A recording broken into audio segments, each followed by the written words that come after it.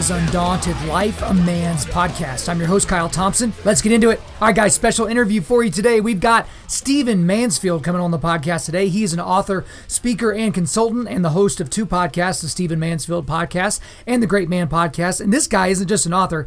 He's a New York Times bestselling author of over 30 books. And so some of his books that you might have heard of before, The Search for God in Guinness, The Faith of George W. Bush, Lincoln's Battle with God, Building Your Band of Brothers, Choosing Donald Trump, The Miracle of the Kurds. Those are just to name a few. Guys, he's done a lot of writing and a lot of thinking on a lot of different subjects, but mainly he deals with men's issues. Yeah, he deals with history and modern culture and religion and those different things, but this guy is a big-time advocate for noble manhood. So back in 2013, he released a book called Mansfield's Book of Manly Men, and this was kind of a core book for a lot of people. It's a very seminal work in the area of philosophy around men's issues, especially in the church and things like that. But he's got a brand new book out that if you're listening to this on time, it was released this week. So if you're listening to this the day this podcast is released, this book was released a couple of days ago. It's called Men on Fire, Restoring the Forces That Forge Noble Manhood. I mean, just such a great title. It's an awesome book. I just read it. They sent me an advance copy. It was absolutely fantastic. But let me just kind of read the description to you. This is from Amazon. This will kind of give you an idea as to what they're looking at here, okay? Men are in crisis. From every direction, they are presented with a deformed masculinity, one that sees women as conquests rather than partners, one that values success at work over success at home, one that hinders true and open friendships with other men who hold them up and hold them accountable, one that presents them as either the bumbling, disconnected dad in sitcoms or the predator in movies and video games and in the news. Men were made for more than this. It's time to rekindle the fire living inside of them and awaken them to the value of valiant, righteous manhood. Through inspiring stories and hard-hitting biblical truths, Stephen Mansfield uncovers the 7 fires that ought to burn in a man's soul. The fire of destiny, heritage, friendship, love, battle, legacy, and God. This raw guide to the restoration of a noble, honorable manhood will challenge men of every generation to live well, invest in others, and leave a powerful legacy. Guys, we go everywhere in this conversation. We talk about a lot of different things. You are not going to want to miss this one. And without further ado, let's get into it. Stephen Mansfield, welcome to Undaunted.Life, a man's podcast. Man, it's great to be with you. Thank you very much for having me. I'm so glad to have you on. You are one of the preeminent voices in the kind of the world of manhood and masculinity and the philosophies that go around there. And that's where we'll start today. You talk about manhood more than you talk about just about any other subject on the planet. Why is that? Well, it's because I believe, first of all, manhood, for the most part, masculinity is in decline in our generation, but it can easily be turned around, and it's the key to a lot that's wrong in our society. I mean, here we are, as you and I speak right now, talking about the coronavirus situation in our world. Well, a lot of the solution to that, and this is no slight against women, is men being real men being fathers, men being men of character, men being men of networks and ingenuity and creativity. And so I care about men. I love men. I want to see them reverse the course, the downward spiral of masculinity in our generation. And I want to see them be the solutions they can be in our time. Plus, I want to see them live fulfilled, happy lives, which they're not going to do until they find their purpose. So that's why I focus on it so much. Absolutely. And you definitely put your money where your mouth is because you do a lot of speaking and writing about this topic. And that's why we're doing this interview, because if you're listening to this interview on time, guys, this week you released a new book called Men on Fire, Restoring the Forces That Forge Noble Manhood. Just a very, very strong title to a very strong book. I just finished reading it. What was the impetus behind writing this book in this time? Well, as you know, I had done 2 other books, Mansfield's Book of Manly Men and Building Your Band of Brothers. Delighted for the impact those 2 were having. But one theme I really wanted to dive into are the fires that ought to burn in a man's soul. What really should be fueling a man? What really should be on fire inside of his gut as he lives his life? And though I had treated noble masculinity, great masculinity, as I call it in my other books, I wanted to dive down and really delve into these, I think there are 7 total fires that ought to burn in a man's soul. And I felt like that could be part of the restoration that most men are looking for. So that's the theme of the book. Yeah, the 7 fires you mentioned there, that's the fire of heritage, battle, destiny, friendship, love, legacy, and God. And guys, we can't go into all of those today because we just got a little bit of time, but go buy the book. It's absolutely worth your time. But one thing is you've got quotes in a lot of your books. And your book, Before the Table of Contents, there's a great quote. It's this: "Go forth to meet the shadowy future without fear and with a manly heart." And that's from Longfellow. And I just thought, like, when I was reading the table of contents, I was like, okay, that's a great place to start. But one of the one of the fires I did want to talk with you today is the fire of battle. You have this great story in there about 1 Corinthians 6:9, and you talk about the word malakos and how that's how we get our term malleable in our modern vernacular. But Paul was warning against people being too soft and people that have been created a perverseness as a result of their luxurious living, and that we've got an enemy, and that's our softness and our sensuality and our indulgence, our easy living that we have right now. Can you kind of flow on that a little bit as to why that's such a danger for guys? Sure. We are living in a luxurious world, even with coronavirus. I mean, what are we being asked to do? Go home, eat, watch TV. It's not like we're being asked to break rocks or fight the Nazis. And so I'm glad for our prosperity. I'm glad for the wealth that we have. But we have to realize that it can make us soft, that it can make us, and actually that Greek word being soft to the point of perversion, that we can get real soft, we can get real cushy, and it can lead us to all kinds of deformity of soul. And so even though we have this wonderful wealth and all the luxuries that we have, for example, right now, while we're home in our coronavirus age, we still have to be building in some hardship. We still have to be training ourselves. We still, for example, as I'll do every day while I'm home, do body weight exercises, keep the body in shape, keep in fighting tone, because battle is something we're made for. There are spiritual battles, there are emotional battles, there are relational battles of a good kind. You're fighting for a relationship. And then there are the broader battles in our society that are the more traditional ones on the battlefield and against crime and what have you. And so a man is made for battle. Doesn't mean he's a contentious person or a violent person, but he's made for battle. And if we don't keep that edge, we don't keep that fire working within us, we don't keep that sense of preparedness, physically, mentally, spiritually, in every way, in terms of skills to go to battle, then we're not going to be the men we're made to be. Well, and Stephen, before we move on to the next fire, just a quick follow-up on that one. Why do you feel like most guys, especially as they age, why do you feel like most guys take their focus off of making sure that they themselves and their body is, I guess, battle ready, for lack of a better term? Well, I think that we don't understand the mind-body connection. First of all, anything you really are involves your body, whatever you're devoted to, whatever you're given to. You marry your wife, you're not just marrying her with your mind or your emotions, you're marrying her with your whole being, your whole body. But as we get older, especially, we tend to work on the emotions, we tend to work on the mind, we tend to live out of our minds, watch a lot of television, read a lot of books, whatever. But we don't realize that the body is important. Just think about what happens to you when you do a workout. Think about the reset of your emotions. Think about the future orientation that you have as you're lifting weights, as you're doing your body weight exercises, as you're going for a run. You're doing something to prepare for the future. It's resetting you. It's putting a toughness into you. The hardship, the difficulty, the barriers you're having to push through. It's training your emotions. It's actually reprogramming your mind. So this is essential. And I think we've tried to have a lot in some of the men's movement. We've tried to have a movement that was about emotions and about the mind, but wasn't about the body.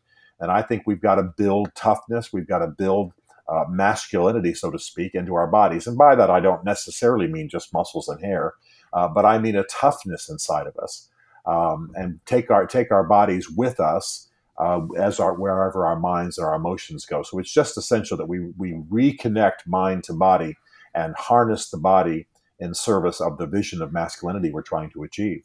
Well, you're speaking our language here with Undaunted.Life because we constantly talk about spiritual, mental, and physical resilience. And typically when people think of those things, they think of strength, right? I want physical strength, and there's the muscles and hair that you were talking about. But essentially no, are you resilient? Do you have the ability to bounce back? It's great that you've read 100 books this year, but can you sprint all out for 200 meters to save your life or to save someone else's life? And if you're not prepared to do those things, then you're not prepared to be a warrior.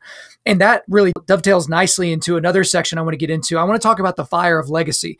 You have a great section in there that I won't read in its entirety, but essentially you're talking about how the men of your father's generation, these were people that didn't narrate life, right? They didn't narrate the world going on around you. They basically wanted to lead by example. And if you picked up things from them, then great. But the thing that was very interesting is, I want to read this last little quote here, is, as a result, I was left to figure things out on my own or to seek out mentors, which I've spent a lifetime doing. I love my father, but I learned almost nothing from him that did not come from quietly watching. Now, you're very attuned and sensitive to father wounds. People have heard people talk about wounds from a father or a mother.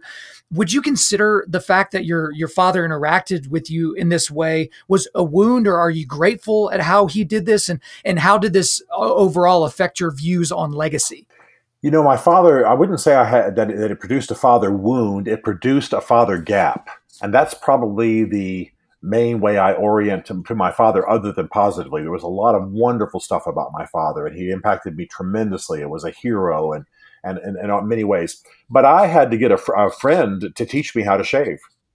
I had to. Right. Yeah. I had a friend taught me how to change the oil in an engine. I had to go out and seek mentors, and I'm talking about as of the age of 13 or 14 years old. My father was a war hero. He was a high-ranking officer. He was an exemplary man. He had great affection for me. I knew he loved me. He never came into my room to do anything nasty. He never got drunk and slapped anybody around. He was an exemplary man. But he just did not narrate life to me. And if he ever did say anything, it was like, when a football team did well on TV and it, came from behind, he would say something like, "I love seeing a man improve on himself." And I would go, "Oh, okay, there's a life lesson," but I got it accidentally. So all that to say that having sought out mentors and having worked hard to become a good man who has skills and knowledge, I'm aware that we should be making it easier for the next generation. And so I narrate things to my kids. I'll say, well, because I'm trying to be a good man, I do the following. I mean, I'll just let those words drop from my lips at a restaurant when we're just all talking and yucking it up. My son will bring up some guy in the newspaper, and I'll say, well, that's just not how a man's meant to behave. I try to do it this way. And so there's constant lessons, but my kids aren't rolling their eyes and, bored. And because I'm sitting them down and lecturing them for 45 minutes, I'm just narrating life as it goes forward. And that's a skill that my father, I think, if he had added it to his life, he would have launched both his sons, I think, to much greater heights. Because we would have learned earlier, learned better, and been more secure in the process. Part of the problem with the father not narrating well is that you produce a great deal of insecurity. I step out in the world and I realize how much I don't know about what's going on. I don't know what to do with my penis. I don't know what to do with a razor blade. I don't know what to do with a car. I'm not sure what to do with a girl on a date. I don't even know what to do with pimples. And so I'm feeling insecure as I step out into the world. And of course, your teenage years, you're already lean towards insecurity. So all of that, I think, is rectified by narrating life. It builds more secure sons, more capable sons, more achieving sons. Well, Stephen, I appreciate that very much, because as we sit right now, my wife is in the third trimester of a pregnancy with a baby boy. And I've been thinking obviously a lot about being a dad to a son and what that looks like, and just having the concept or even the vernacular to say, narrate life. Because it's the same thing. I picked up a lot of great things from watching my dad, but he never really said explicitly, this is what you do, this is what you don't do. I just got to see it in action. And guys, we're going to transition here to the next fire. And this is the last fire we're going to talk about. And this is the fire of God. This is the second to last chapter of the book. And this chapter is worth the price of the book. I mean, this chapter is absolutely fantastic. I texted you before this that as I was reading it, I was like running out of highlighter ink. Like I was just highlighting so many different things. And there's so many quotes we can get into, guys, but you're just going to have to trust me. You got to get the book to get into all these fires, but it crescendos with the fire of God. But there's one quote. I kind of have a two-part question for you. So here's the quote from that chapter. Except for the growing number of churches that have learned to become men-friendly, church has often been a place where manhood goes to die. I care about it here only because I don't want attitudes towards church to keep men from God. Okay, so that's from a couple of different sections of that chapter. But a two-part question here is, what is a man-friendly church? Because most people have never even heard of such a thing. And why does this perception of a lack of manhood within the church still exist today? Well, the fact is that if a church is not careful, and I'm a guy who's pro-church, so I don't hear me being negative church, but if a church is not careful, it can emphasize a lot of things that on the surface look feminine. It can emphasize art, it can emphasize emotions, it can emphasize, human relations highly. And men who haven't been mentored and haven't been fathered or haven't been in that kind of environment can feel very put off by it. And the church can lean in a feminine direction. I mean, probably the old joke that they're all meant to be critical of the church, but a man-eating lion would die of starvation in most churches. And by Right. the way, I was a pastor for many years, so I'm going to pick on pastors, but only because I are one. That there aren't two genders, there are three: men, women, and preachers. And so, it's all that's insulting, but it just indicates how we feel about, those churches. Churches can be man friendly if they are intentional about reaching to men. I know of a pastor, one of the guys I respect the most in the pastorate, and he decided years ago. He said, "Look, most church jobs are held by women." He said, "I'm going to build a church that leans towards men, and I think it'll grow so well, it'll actually employ more women and be better for the women who are connected to the church." So he made sure that 80% of his jobs in that church, and by the way, it's a 10,000 member church, so it's got a lot of people on staff, were held by men. Well, the women are delighted. They love that their men are taking the lead. This church built a very man-friendly, man-oriented church. The pastor does triathlons, and there are events for men. Of course, they're taking care of the women too, don't misunderstand. But many more women are employed than ever would have been otherwise. And the wives are thrilled because the men are really being true men, godly men, righteous men. By the way, if you should ever hit your wife in that church, you will have some men showing up at your door. That's how that church deals with things. And so it's a wonderful situation, but it's because the church decided to reach to men, to emphasize masculinity, to model it from the pulpit, and to serve the women. And they're very well served and very thrilled. So I think we've got to be aware that we've lost a generation of men, that most churches are mainly filled with women these days. So that's being changed, but have mainly been filled with women because the men are backed away. And we can win them back, but we have to have men-friendly churches. Well, as a quick follow-up to that, why do you feel like most churches seemingly don't even try to be men-friendly? They don't know how. They simply don't know how. And that's what I spend a lot of my time doing, is talking to pastors and helping them understand how you do it. In most churches, a pastor doesn't feel a personal need for a men's ministry, but he knows he probably ought to offer the guys something in the church. And so he hands it off to somebody who can do it. So it's 2 or 3 rungs removed from him. It's a side ministry. It's something going on the side of the church. And because women have better bonding skills, you have a women's breakfast or a women's retreat or something like that, 80% of the women in the church show up. But with men, I speak often in churches where you've got 5,000 people and they're thrilled to have 100 men show up for a retreat. Well, that's absurd. I mean, theoretically, you've got 2,000 men attending that church. You shouldn't be happy with less than 1,500 men attending that retreat. So all that to say, it's a matter of the pastor basically handing it off. He's delegating it. He's got it too far removed. He doesn't emphasize manhood from the church. He's afraid, from the pulpit. He's afraid he'll be criticized. He doesn't weave noble and righteous manhood through the entire warp and woof of the church, like he should also weave noble womanhood throughout the entire church. Men need a little bit more help. They need a little bit more pull in. Church is not an environment that's natural for them, whereas it is for women. And so he's got to lean towards the men, lead from the pulpit. In fact, I think most pastors should be seen as the main leaders of their men's ministry. Now, I don't mean that they have to do all the administrative work, but they should be the titular heads of their ministry, of the men's ministry, and it should be seen that way. And the churches that do that not only grow dramatically numerically, but they have very, very strong outreach to men that then, results in a lot of conversions, a lot of impact in the society.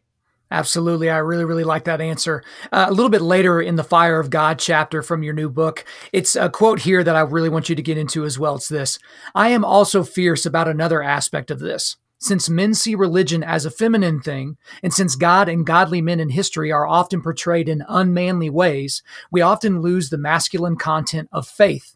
It's there, but we miss it, or it is papered over by less engaging images." Can you go in a little bit further with that last part there? Just, it's papered over by less engaging images. Yeah, when we tell stories from church history, for example, we tend to tell stories that aren't very manly. We tend to do an unmanly presentation of who Jesus is. I'm not trying to turn Jesus into Arnold Schwarzenegger, but just a plain text reading of the four Gospels shows us that Jesus was a man. I don't just mean he was a male; he was a man. I mean, I just came back from Israel about 2 months ago, and I was again struck by how far they walked. I mean, to walk from the Sea of Galilee down to Jerusalem, which Jesus did dozens of times in his life, with his disciples, teaching as he goes, that was a serious haul, man. That's the kind of thing we would put on backpacks and call ourselves a success for accomplishing in a 4-day weekend. Right. My point is that we've unmanned the stories that we tell, the bonding of men, the physical things they went through, the masculine friendships in Scripture, the connections between men, the connection between Jonathan and David in the Old Testament, the fact that Jonathan was such a man and evinced such a masculine, aggressive spirit, such a godly spirit, that his armor bearer said, look, do whatever's in your heart to do. I'm with you, heart and soul. I mean, that kind of response from the life of a man, from his heart, from his spirit, that's what builds friendships. That's what mobilizes men. That's what we want to have with our friends. And so we're not emphasizing that aspect of the Scriptures. And it's very possible for a pastor to get up, tell a Bible story, and never refer to any of the masculine themes in that story. As you know in the book, because you've read it, I won't go through the whole thing. But when men read the book, they're going to find that I describe Jesus in a masculine sense. He had brothers who were suspicious of him. He lived a very physical occupation. His father died early. He was hunted every day of his life. And we're talking about masculine drama every day of his life, what he went through, what he endured. And that's not even just the last 6 hours of the cross that he was on. That's his entire life. And so there are masculine themes of friendship and bondage. And, I'll just use a quick little almost humorous example. I was just recording an Easter sermon for a big old church in our studio. And one of the guys who gets beaten up all the time when it comes to Easter is Thomas. He's always called Doubting Thomas. But Right. Thomas was a man. I like Thomas. I talk about Thomas. I talk about his connections. When Lazarus was sick and about to die, and Jesus was about to go with him, his other disciples said, "Don't go back to Judea. You were threatened and almost stoned there." Thomas speaks up and says, "Look, let's go with him and die if we have to, but let's go see our friend who's dying, even if it costs us our life." I mean, that's a manly response. That's friendship. That's boldness. I see Thomas in a kilt, not as Doubting Thomas, as we often call him. So all that to say, you bring those themes out. You bring those themes out of noble manhood. They're right there on the page. Just celebrate them as you do everything else. And then men have something to feed on and model their lives after. Absolutely, guys. And if you like those comments, you're going to get more of that if you read Men on Fire. So make sure you check that out. We will make sure the link is in the show notes so you can pick that up. But another one of your books is called Building Your Band of Brothers. And guys on this podcast are familiar with me talking about foxhole guys, like the guys when you look to your left and to your right, that you're excited that you see them. Whenever you're going through whatever thing you're going through in life, you're glad that those guys are there. And you also have a chapter in the new book called The Fire of Friendship, where you talk about indirect connections and fire-free zones and calling in reinforcements, kind of different categories of guys. So if you could even give us a brief description of indirect connection, fire-free zone, and calling in reinforcements, and why it's so important to have guys like that in your life. I appreciate that. One of the questions I would ask every guy listening to this is that in the coronavirus season, who do you miss? Who is it that you just want to call and connect with on FaceTime or Zoom? Who is it you need speaking into your life to be a good man? That's a man with whom you have a serious band of brothers kind of relationship. I believe that in ages past, our ancestors had manhood built into their lives. They grew up in tribes. They grew up in villages. They grew up in large families. We however, have a different kind of life. We had friends real intensely when we were in high school and college, but now we tend to have rust friends. That guy that's in our marriage, that was in our marriage that we haven't talked to in 20 years. And so we have to be intentional about our friendships and intentional about building a band of brothers. The goal of the band of brothers is to have an arrangement I call the free fire zone. You need men around you who are willing to say whatever needs to be said to make you a better man, who are willing to coach you out of the situations that hold you in bondage and deform your life and help you become the man you're made to be. You need men who are able to speak to you bluntly and coach you and get you where you need to be, and you're able to do the same with them. If you retreat, if you pull back, if you don't have anybody close, then you're going to be a fool, because a fool in this context is defined as a man who is self-defined. If you're self-defined without anybody else's input, you're going to be deformed. You're not going to be right.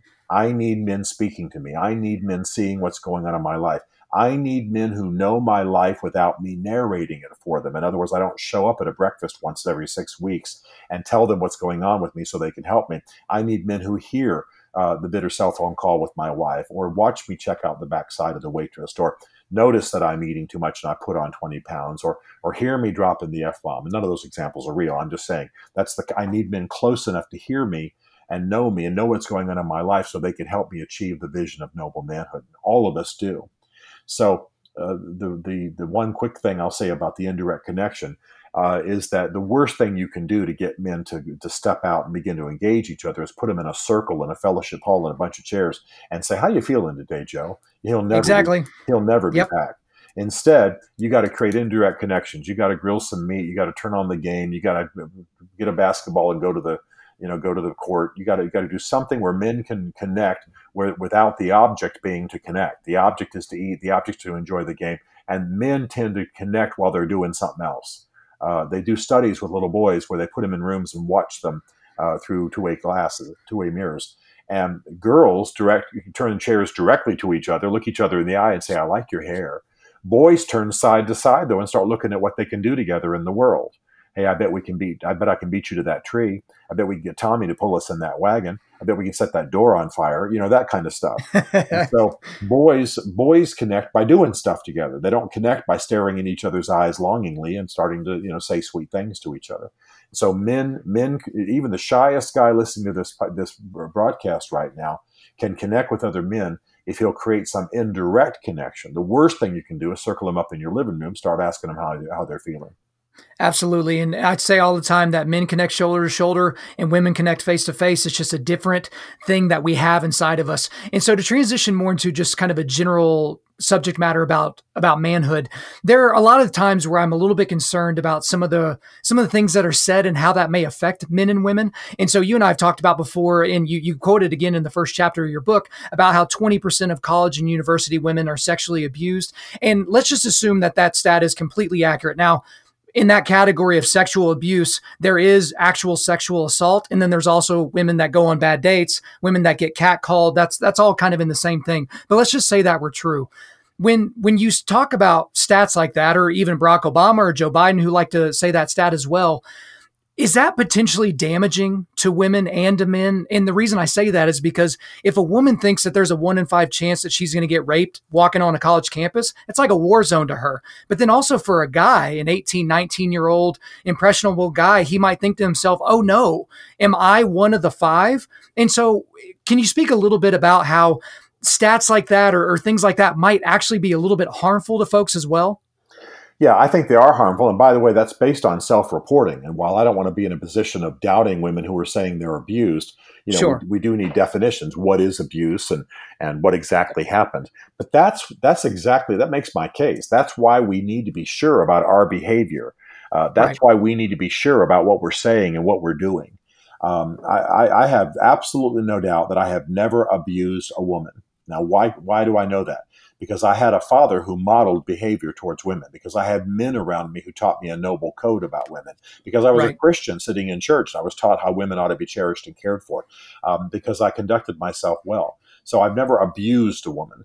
I've certainly sinned in my relationships with women. I've said things I shouldn't have said and been impatient, what have you. But I've never abused women. I would never be in that 20% stat. So even if that stat's half true, it's only 10%. Still, 10% of all women on college campuses are sexually abused in some way.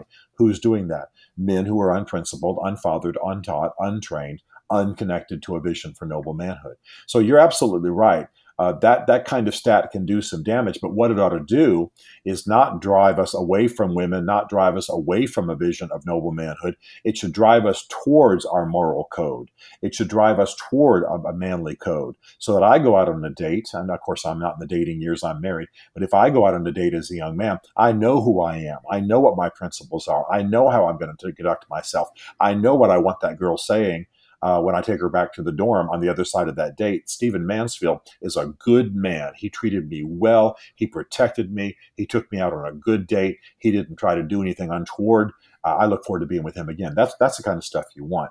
And so, yeah, there's no question that there's a lot of criticism of noble manhood out there, but that's why we've got to redefine it by how we live. Excellent. Thank you for your answer on that. And you mentioned this book earlier, and I want to make sure to bring it up again because the first book of yours that I actually read was Mansfield's Book of Manly Men. And so I read that a few years ago, and inside that book, you've got manly maxims that dovetail really nicely into the new book. But you talk about manly men do manly things, manly men tend to their fields, manly men build manly men, and manly men live to the glory of God. And I bring all that up because you've got some exciting news. And I mean, it's not exactly breaking news. Everybody knows it by now, but you've got a version of this book that's coming out in Spanish, El Libro de Hombres. I'm not great at my Spanish pronunciation, but talk about the impetus behind even getting this book into Spanish and why that's going on. Well, I'm real excited about this.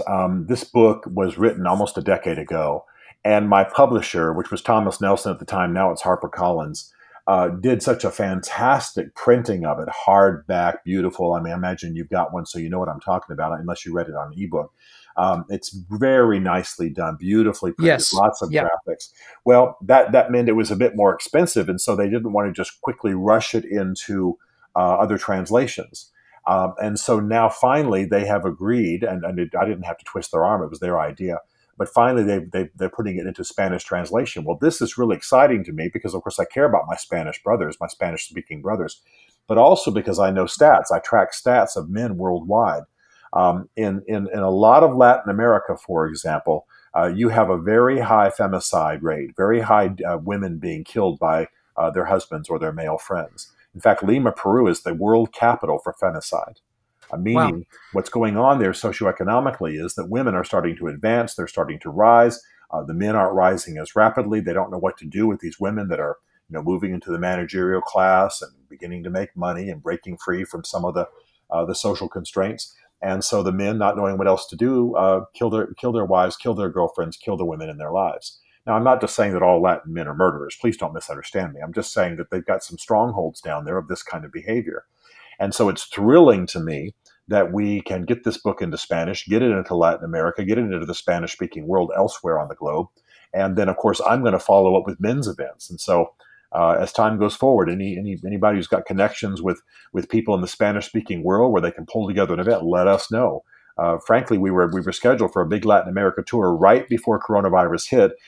We were advised by the State Department and by the people who were coordinating those events to hold off. But we're going to go back just as soon as it's safe to do so and follow up this book with some big events down there. But I'm thrilled because there's not a lot on manhood printed in Spanish. Now this book, which has been, and I appreciate you saying it, one of the leading books in the field, is available in Spanish, and we're going to go hard after some events down there and see if we can make a difference. I'm sure that'll make a difference. And guys, if you have not picked up that book, I am an e-reader. I tell guys all the time, that is a book that you need to buy the physical copy because it is absolutely gorgeous. So definitely check that out. One thing that you've done as well, again, you've talked a lot about manhood, but you've got something called the Great Man Project. So if you could give our listeners a brief overview of what the Great Man Project is and how they can get involved. Well, I appreciate that. What I want to do with men is not shame them, not talk about lust 24/7, not put them down, not chastise them for toxic masculinity. I want to call the greatness out of them. I want to give them a vision of what great manhood looks like and help them achieve it. And so we call our movement Great Man. It's capital G-R-E-A-T and then capital M that we print it as one word. It's just a branding thing, a logo kind of thing. And so we call it Great Man. Our website's greatman.tv, for example. Our Twitter is the same thing, Great Man. And so that's our vision. That's our purpose. And so it's the way that I explain to men what I want to do. I am not trying to say that men are greater than women. I am not trying to say that I just want to, produce Churchills and Lincolns. I want every man to find the greatness within him, to cry out to God, to take hold of what God intended for men and for noble masculinity, and to live out great manhood. And so that's what we're doing with the website, with Twitter. It's what we're doing with our social media. It's what we're doing with events all over the world. And now the 3 books, Mansfield's Book of Manly Men, Building Your Band of Brothers, and Men on Fire. And I think we're going to have an impact. We're also going to do video series. We've got a lot going. We're networking with the other men's organizations in the world. We're not going to try to be an island. because we are both in a situation now of great need for noble manhood and great possibility to turn around the downward spiral of noble manhood. So greatman.tv is where we're doing it, and we'd love to have you guys visit us. Yep, and we're going to have all of those links in the show notes, and we are going to get into the last section of the podcast here with some of our more interesting guests. I like to do a section called, What Would You Say to Somebody That Said? And then I fill in the blank. And the thing about it is you only get about 30 seconds to answer. I won't have a timer on you, but it's, what would you say to someone that said blank? And you just got to give us a cursory overview of what might end up being a rather large topic. So are you up for it? I'm ready to go. Let's do it. Okay. What would you say to someone that said, the last thing we need to be doing is encouraging men to be more masculine? Masculinity is toxic. Toxic masculinity is an abomination. Toxic masculinity is damaging, but the one thing you do want is noble masculinity, men leading well, men being righteous, men loving their families, men being fathers. So you're completely wrong. We need exactly that. We need men to be great men, and it's the reverse that has caused such an abomination in our society. Excellent. What would you say to someone that said, why should we worry about the Kurds when we have so many problems to deal with here in the United States? Because we're in a global world, and the Kurds are some of our best allies, and we are going to be putting troops in the Middle East if we don't stand behind the Kurds. That's been proven. That's already happened during the Trump administration. We stand with the Kurds. We realign the Middle East. We stand with our friends, and it will mean less American investment overseas. So the best thing we can do if we want to make America great again, as some are saying, is stand with the Kurds. All right. What would you say to someone that said, there is no difference between men and women? You've never been to a locker room. You've never walked the streets. I realize I'm trying to be a little humorous here, but the fact is there's massive difference between the two. We ought to know it. We ought to celebrate it. This is something that's come from our universities, that gender is basically a social construct. That is absolutely not true. It's damaging both men and women. We need to be teaching women to be good and noble women, men to be good and noble men, and we will have a happier, better, stronger, more secure society as a result. All right, next one. What would you say to someone that said, a weak man is a safe man? No, a weak man is a man who's in danger. A weak man is a man who's making an angry wife. A weak man is a man who is raising up insecure, misbehaving children. What you need is a man who's strong. Doesn't mean he has to be muscle. He doesn't mean he has to have a lot of hair. Doesn't mean he has to be athletically gifted. But he needs to be strong of character, strong of heart, strong of spirit, and strong of understanding of what noble manhood is. And then we'll have a better society, because that will radiate out everywhere. Excellent. What would you say to someone that said, I can be fully man and not believe in God? You can be a somewhat better man if you have masculine examples, if you don't believe in God, but you will not fulfill the purpose for which you were made. You will not take hold of your design unless you believe in God and ask His help in the grand project of becoming a great man. All right, just a few more here. Here we go. You know where I'm going with this now. What would you say to someone that said, Donald Trump is the most pro-life president the U.S. has ever had? He is a strongly pro-life president in terms of his policies, and I celebrate that. He's not the most strongly pro-life president the U.S. has ever had, just as a matter of fact. But it is absolutely true. His policies have been stridently pro-life. He's advised by pro-life people. He's appointed pro-life jurists. I celebrate that and want to see it continue as a pro-life man myself. All right. What would you say to someone that said, a biological woman can decide to be a man? A biological woman can decide to change her parts to masculine parts to some degree, but she cannot decide to be a woman. She will always be a woman inside of a rather denatured man's body. This, again, is that view that gender is a social construct. And so we're doing a lot of damage. And by the way, imposing this on the young is absolutely devastating them. So untrue, unwise, misguided, destructive. Agreed. A couple more. What would you say to someone that said, we don't need to worry about history. We should only focus on the future? Well, then you will be as though a person was driving a car without rearview mirrors. You will be as though a person is driving, trying to make a trip without maps. The past is not dead. The past is not just outdated. The past are the principles that we need to fashion the future. So we read history in order to shape the future. And the last and potentially the most important question of the day, what would you say to someone that said, Stephen Mansfield has the voice of a god? Do not ever say that. Whenever that was said in Scripture, somebody got dead when they took the place of God. No. I said a God, not the God. Okay, no, the voice of a God. I don't want anything divine said about me, except that I worship God. But I appreciate the kindness of the intended compliment. I'm glad I have a voice at all to offer in this generation. But God, a God, the God, no. I'm Stephen, and God is God, and I am not. Well, Stephen, we thank you so much for the time that you spent with us. That's all for me. Is there anything else you want to get off your chest?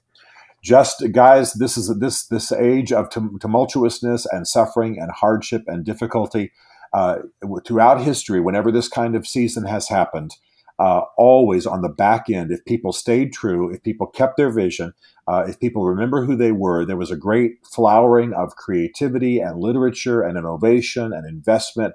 And there was always a massive improvement. So don't lose heart. We will get through this. The question is going to be, what are you going to be on the other side? And you're deciding that now in the counsel of your own heart. So take it seriously. Great days are ahead. Stephen Mansfield, thanks for coming on Undaunted.Life, a man's podcast. Great to be with you, buddy. There it is, guys. Hopefully you enjoyed that talk with Stephen Mansfield. Here's the thing, guys, is guys do so many things where they're talking on podcasts or they're doing interviews or maybe they're doing their own show. I got to tell you, I think Stephen Mansfield is the best in an interview format. I've seen him speak live. We've talked about his podcast. We've listened to his podcast. But when he's answering questions, you can tell his boldness that he's answering the questions with. He gets right down to business, but also his answers are just absolutely amazing. I really hope you guys enjoyed that. All right, guys, before we let you go, we are going to do a quick resilience boost. As you know by now, we are a men's ministry, and our mission is cultivating manly resilience. Specifically, we do that by providing content that forges spiritual, mental, and physical toughness. So for today, I'm going to give you a rundown of all the stuff we talked about today to make sure you have the right resources. So first, we got the Stephen Mansfield website, so you can get a lot of the information I'm going to tell you about through there. But we've also got links to the Stephen Mansfield podcast and the Great Man website and the Great Man podcast as well, so you can check out all that content that we talked about. Then I've got a huge link. It is his Amazon. So I told you he's written over 30 books. So just giving you a bunch of individual links. I don't want you to miss out on a book that might be to your liking, because again, he's written a lot of books about manhood, about presidents, about history, about a lot of different things. So it's a list that gives you all of them. But I did pull one of them out. I've got the link to his brand new book that is out this week, Men on Fire, Restoring the Forces That Forge Noble Manhood. And the last thing I've got for you is just a YouTube video of his speech that he did back in 2017. This is him basically talking about the concept of building your band of brothers over about an hour. So I think that you'll definitely enjoy that. So thank you guys so much for listening to this episode. We really do appreciate it. If you would, subscribe on Apple Podcasts, iTunes, Spotify, Google Podcasts, or Stitcher, and refer your friends to listen, and share this on social media. Guys, if we deserve a 5-star review, please take the time to leave us 5 stars and a few sentences letting us know why you like the content. I'm currently booking speaking engagements for the entirety of 2020 and the beginning of 2021. So if you want me to come speak on your podcast, at your men's event, whatever, just hit me up. info@Undaunted.Life. Again, that's info@Undaunted.Life. Our website is www.Undaunted.Life. You can follow us on Instagram and Twitter @Undaunted.Life or Facebook.com/Undaunted.Life. Check out our free devotionals on the YouVersion Bible app. Just search Undaunted.Life under plans. And as always, we want to thank the band August Burns Red for allowing us to use their entire music library for our content. The intro-outro track on this podcast is their song Defender, which is off their latest record entitled Guardians. The links to all of this are in the description. I'm your host, Kyle Thompson. Remember, keep cultivating manly resilience. Keep forging spiritual, mental, and physical toughness. Keep seeking the Lion of Judah.